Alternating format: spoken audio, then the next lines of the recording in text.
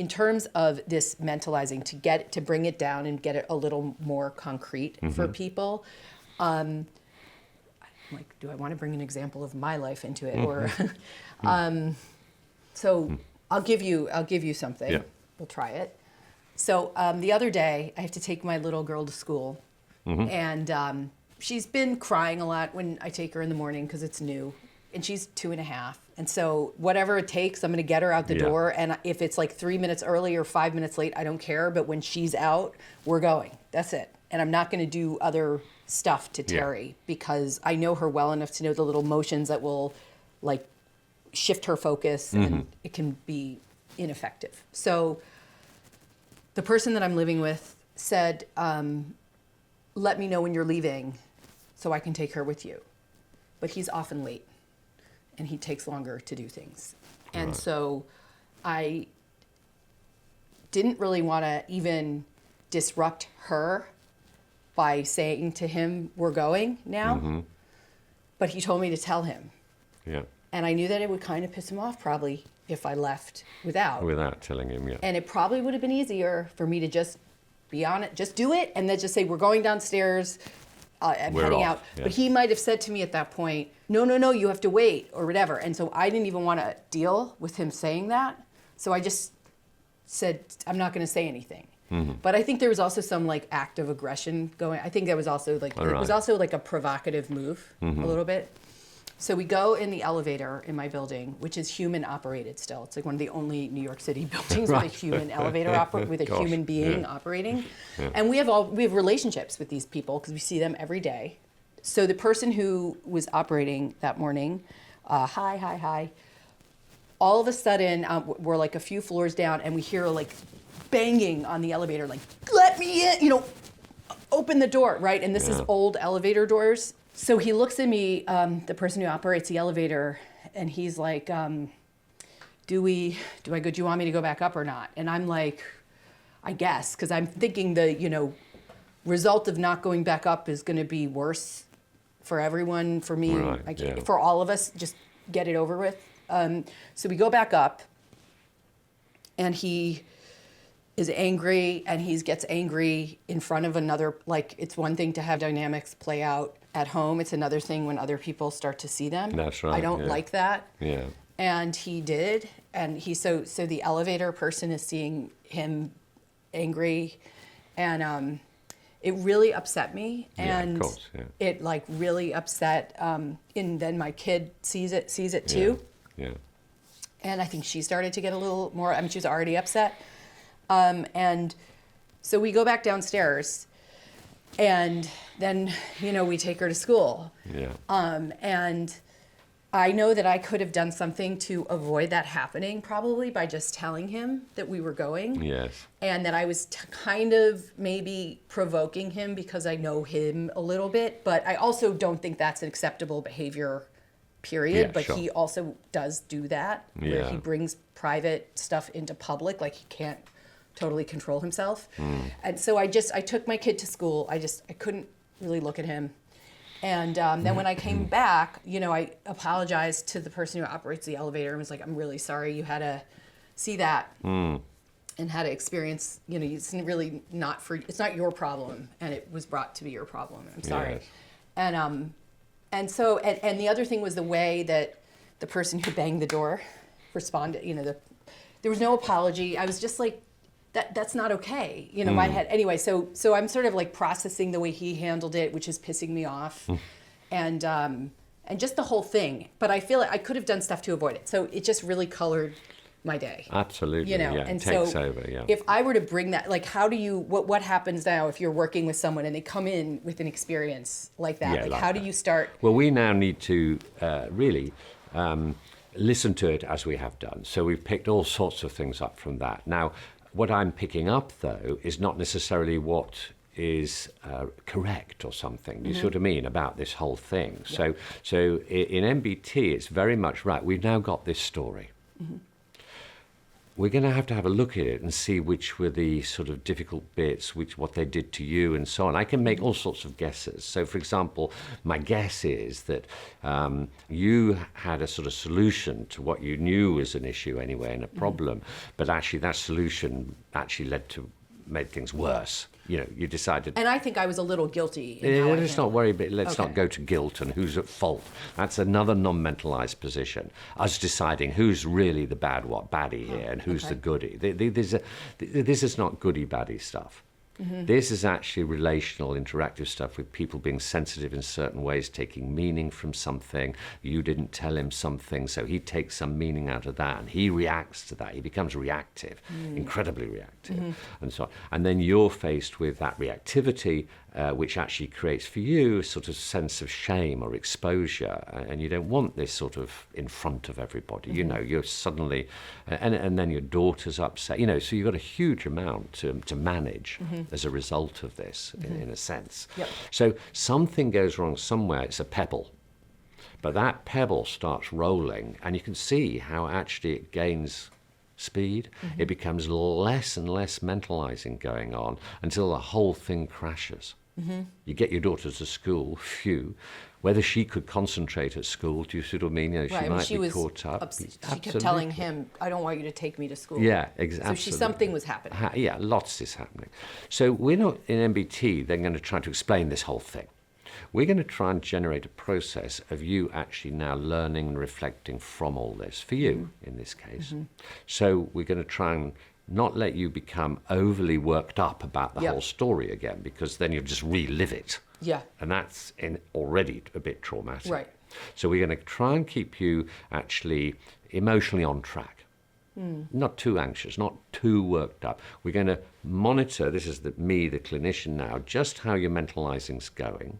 Because even as you were telling it now, you could see at certain points your emotions were getting a bit stronger, you were trying to manage them. And we have to sort of support that so you don't get too upset, because anxiety, high emotion reduces mentalizing. And we want to keep you kind of reflective here a little bit, what was going on. I equally don't want you jumping into, I was bad, it was me, I'm guilty, it was my fault. This is a very low mentalized position. It's just blame, it's certain, I'm the baddie here. This is not, this is a dynamic process. What if I was to change that though, and to say, instead of to say it was my fault, to say, I know him and his reactivity well enough to know that something like that is going to provoke him. So there's something I did that was intentional that would generate an aggressive response from him where I would look innocent and good. But that's, but if you went to that's innocent and good, I would probably block you slightly. I said, well, hang on a minute about who's innocent, who's good. It's just the same. Got it. Either way. Okay. Okay? Because you either crush yourself or you then crush the other. I see. Okay. In other words, doing something where you land in a crush one or the other, it's not, once you've landed in one of those two poles, you're sort of out of functional mentalizing. You've jumped too far. Got it. You haven't done mentalizing in order to crush, if you see what I mean. So what we'd then do, I mean, you kind of indicated it there and then, you kind of already know, which is, your relational sort of mentalizing, that he's pretty sensitive to this sort of thing. I'm slightly intrigued that you think that you have something in you that might want to provoke it anyway, to get at it or whatever. There's something around that. But I would just want to then, as it were, rewind everything. And move then eventually towards actually, what is this bit of the relationship between you two? Do you see what I mean? That you kind of know about, but he actually also perhaps does or doesn't know about, I don't know. Does he understand your concern about it or worry about it because you're focused on your daughter and you have your own sort of vulnerabilities but want to keep things stable, get her to school on time.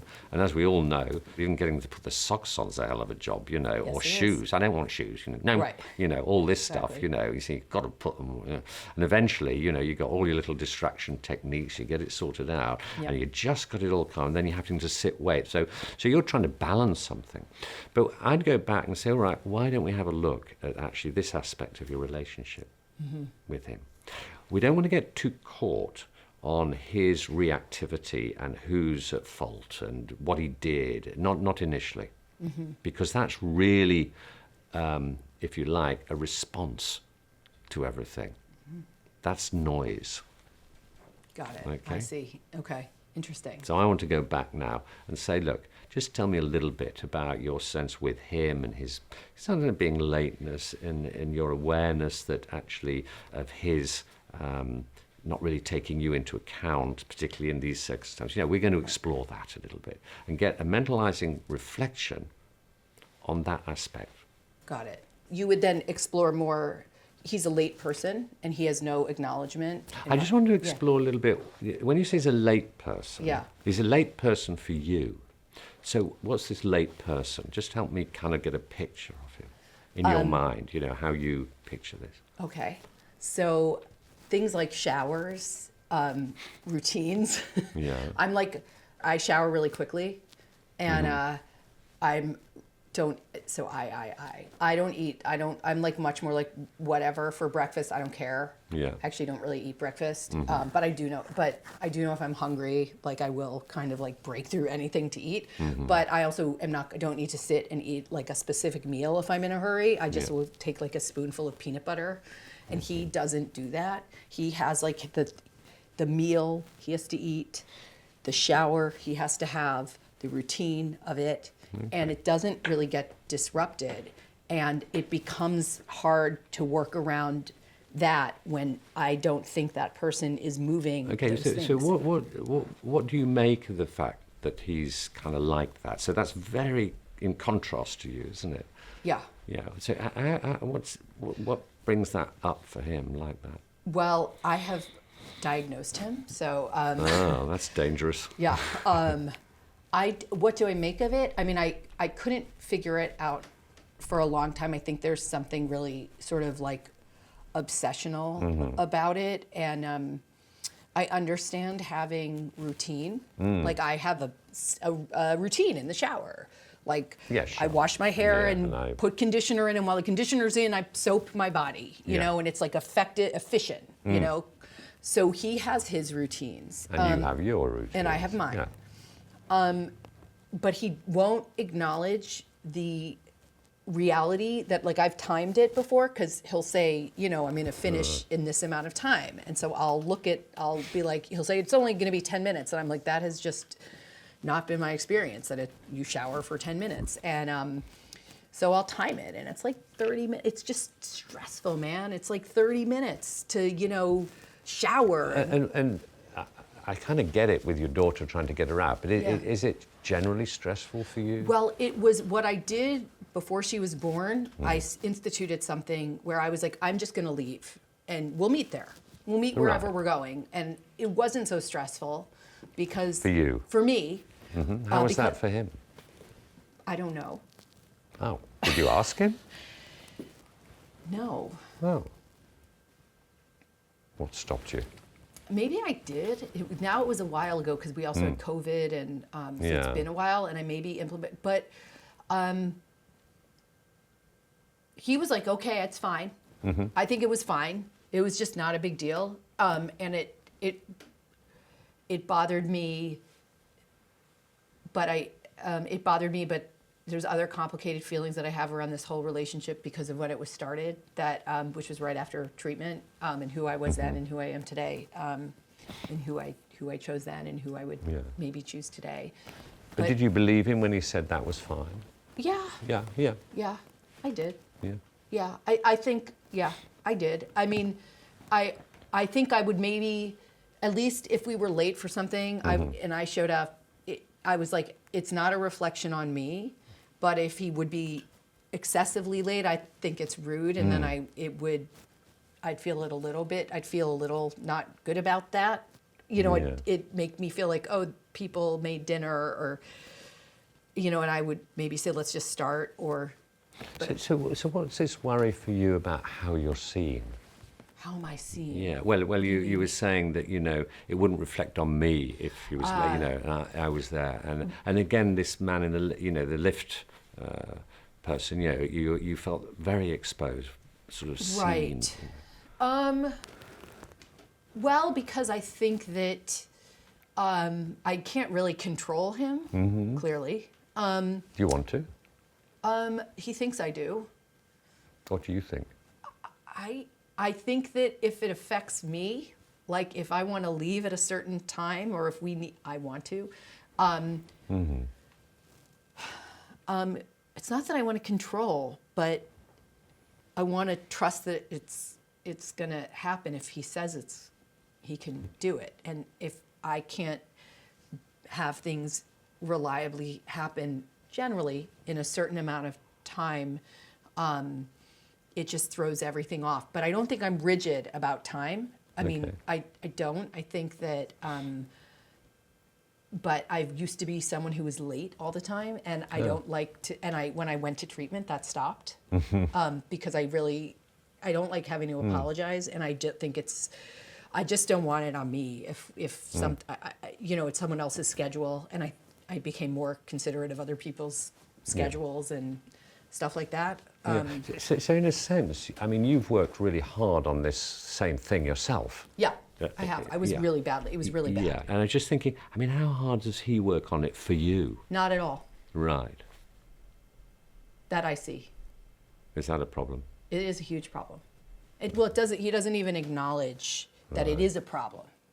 So what do you do? If someone doesn't acknowledge that it's a problem, then I can't talk about it. Then there's nothing to talk about, which is a little bit, I think, why that morning. Hang on a minute. So yeah. But it's a problem for you. What do you mean by that? Well, you're saying look, this is a problem for you. Yeah. Whether he says it's a problem for him or not, it's not. Right. But you're saying that he won't talk about something that's a problem for you. Right. Yeah. Correct. Yeah. Yeah. Well, I mean, what do you take from that? Because I'm still thinking about this just in terms of this incident, of where we are in the relationship, because then all this sort of comes out of it. Right.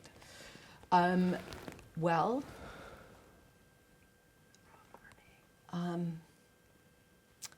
you're kind of with someone who you're all the time describing in this situation where you've got something that you really want to, get through, get your daughter to school, be a good mum sort of thing, get everything sorted, and you're a quickie, you're a quick person. I wouldn't say that. But you're. I wouldn't want to I'm falsely just fast and slow. You're a fast one, Yeah. and you get everything organised, and actually then you're with someone who seems quite the opposite, and then this is a terrible clash. Yeah. And you have a sense that he doesn't see this as a problem. Well, he sees it as my problem, that I am not accurately representing what's happening. And so it's my inaccurate representation of the thing I just described that is the problem. And so I don't, I'm like, but I think that's what I see and that's what I experience, and I'm not gonna, I'm not gonna change that. I mean, it's and it's backed up by other people, too, who would validate what I've experienced because they've experienced it. I mean, he was late to. Like, do you worry that you're not getting it right? I mean, is that a worry for you? I always question that a little bit. Yeah. Because I think, it doesn't mean that I don't still. I think that I walked into treatment as someone who's more of an aggressive kind of a person and had anger stuff, and I'm not like a quiet. Yeah. I said I said things that are not appropriate to say and destroyed a lot of relationships, and so, and my valence may have, and I now sort of check it, but my valence may have been, much more. To aggress on others, and so I'm always, I always, and I think it's something that I have to always watch, Yeah, sure, absolutely. Yeah. But maybe what we're trying to talk about then a little bit here is you're overwatching it. You're over-worrying that you're the neurotic one. It's your problem, and so on. And actually, in a sense, you're describing really a relationship joint problem. Yeah.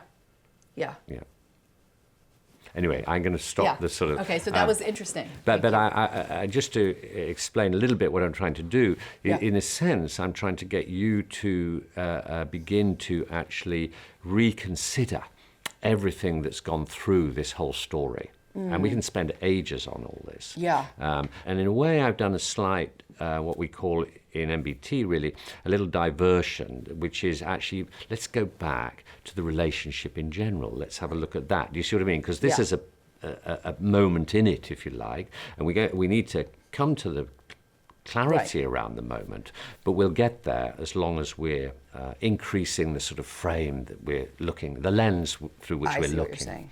So it's wider. I see. And I'm trying each time to make sure you don't jump into saying, well, I'm this and I'm that and so on. Yeah. I think the one last thing I would say is I know that I entered the relationship and my perspective on him has held a lot of contempt.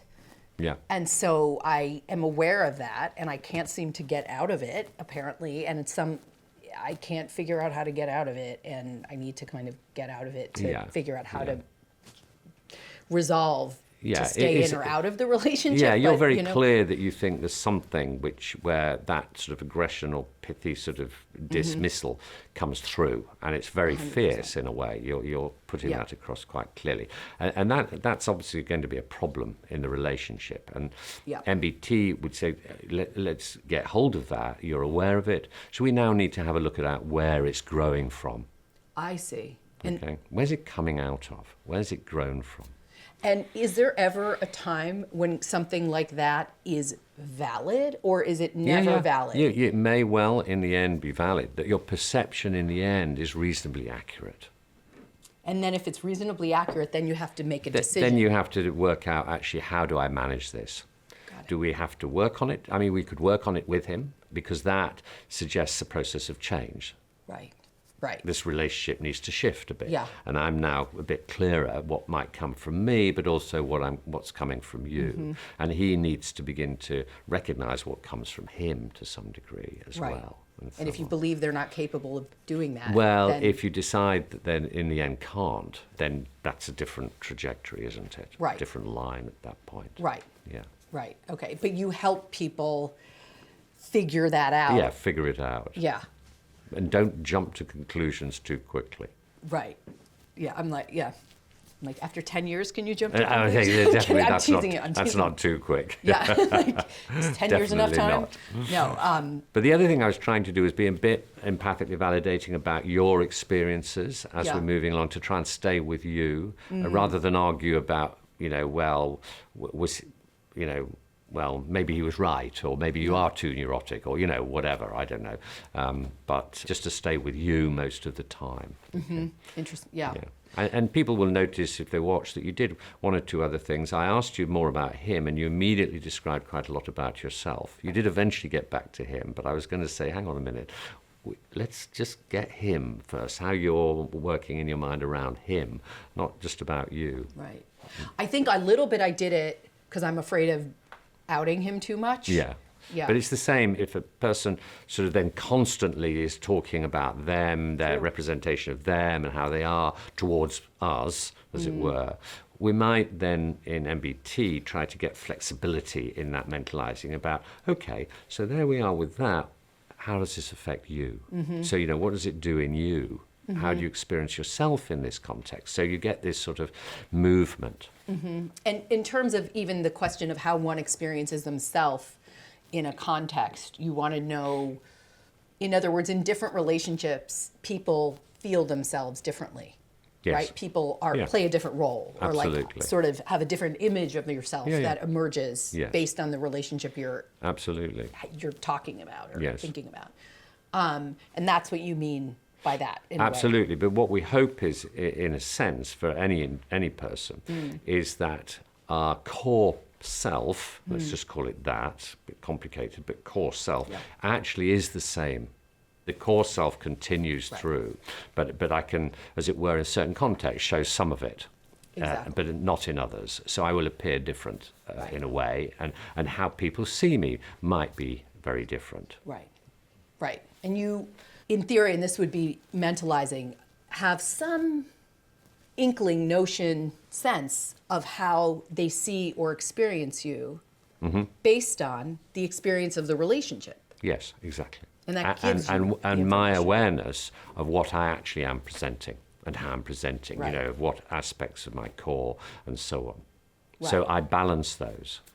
And so when I open up a sort of sense of, you're seeing me as I'm presenting myself, as I am, or as I want to be seen, say, and that matches and so on, I'll probably trust in the relationship a bit more. And then I'll open up some of the things. I might say, well, yeah, I know I am like that. Yes, I said, but I'm not always like that. I can let you know about other aspects and so on, because my trust builds up. So then I can share more, and you can share more with me and so on. Right, I see. So what you're saying is, as you're feeling seen, you have a trusted source where you can expose more. Yes. And there's a decent chance they will, see what you think you're showing, or they may challenge it a little, but Yeah. you're trusting their sense of you enough.